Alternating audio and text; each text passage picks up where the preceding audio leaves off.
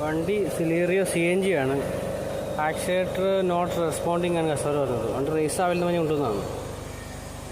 ഇതുപോലെ എല്ലാം ബ്ലിങ്ക് ചെയ്തുകൊണ്ടേ ഇരിക്കും. ഫുൾ ആക്സിലേറ്ററാണ്. ഫുൾ ആക്സിലേറ്റർ 2500 RPM ആയിക്കൊണ്ട്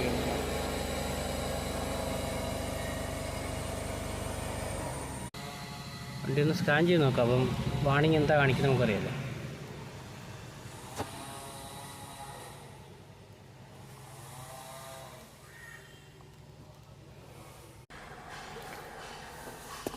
ഇതാണ് എൻ്റെ കോഡ് കാണിക്കുന്നത്. പക്ഷേ ഈ കോഡല്ല, സിലിണ്ടർ 2, 3 എല്ലാ സിലിണ്ടറും മിസ്ഫയറിങ് കാണിക്കുന്നത്. വേണ്ടി ഓവർ ഹീറ്റ് ആയിരുന്നു. പക്ഷെ അതുകൊണ്ടാവാം ഇങ്ങനെ വന്നിരിക്കുന്നത് കേട്ടോ.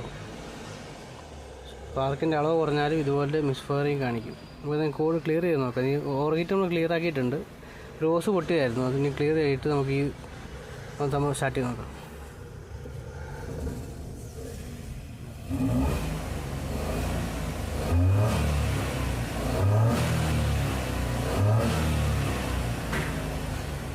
ഉണ്ടോ? ഇത് 3 തവണ ആക്സിലേറ്റർ വർക്കാവുള്ളൂ, പിന്നെ വണ്ടി റേസ് ആവില്ല. ഉണ്ടോ? ഫുൾ ആക്സിലേറ്റർ വണ്ടി ഇത്ര RPM കയറും. ക്ലിയർ ചെയ്ത് നോക്കാം.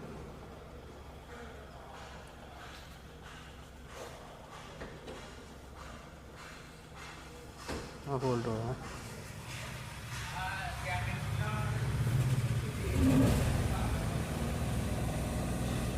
വണ്ടി റേസാകുന്നില്ല. അപ്പം ബാക്കിയുള്ള കറണ്ടിൻ്റെ ഭാഗം നോക്കേണ്ടിയിരിക്കും. വീണ്ടും ആക്സിലേറ്റർ വർക്ക് ചെയ്യാൻ കണ്ടിട്ടുണ്ട്. അപ്പോൾ അതിൽ സിലിണ്ടർ 3 മിസ്ഫയറിങ് മാത്രമേ കാണിക്കുന്നുണ്ട് കേട്ടോ. നമുക്കത് ക്ലിയർ ചെയ്താൽ മതി, വണ്ടി അപ്പോൾ റെഡി ആയിക്കോളൂ. അത് ചെക്ക് ചെയ്തതാണ്. വീണ്ടും ലൈറ്റ് ബ്ലിങ്ക് തുടങ്ങി.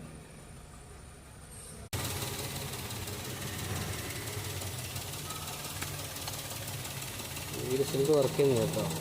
ശരി, ഇഗ്നേറ്ററാണ് എൻ്റെ കംപ്ലയിൻറ്റ് കാണിക്കുന്നത്. അത് മാറി തന്നെ നോക്കേണ്ടി വരും എന്തായാലും. നമുക്ക് അങ്ങോട്ടും ഇങ്ങോട്ട് മാറ്റി നോക്കിയാലും എൻ്റെ കംപ്ലയിൻറ്റ് കറക്റ്റ് കൺഫേം ആയിട്ട് മനസ്സിലാവണം. ഈ ഇഗ്നേറ്ററിൻ്റെ ഉള്ളിൽ മൊത്തം ക്ലാവ് കയറിയേക്കുവാണ്. അതാണ് എൻ്റെ കംപ്ലയിൻറ്റ് കേട്ടോ. ഉണ്ടോ? മിക്ക വണ്ടിക്ക് ഇങ്ങനെ കാണിക്കുന്നുണ്ട്. നമ്മൾ ഇഗ്നേറ്റർ കംപ്ലയിൻ്റ് ആണെന്ന് ഓർക്കും. ഇപ്പോൾ അയച്ച് നോക്കിയപ്പോഴാണ് നമ്മളിത് കാണുന്നത്. ഉണ്ടോ? അത് സ്പ്രിങ്ങൊക്കെ ഉണ്ടാവും, അതിലും ക്ലാവ് പിടിച്ചേക്കും. അതൊന്ന് ക്ലിയർ ചെയ്ത് നോക്കാം. അപ്പം 10,000-2000 രൂപ അടുത്ത് വില വരുന്ന സാധനമല്ലേ, മാറാൻ നോക്കാം.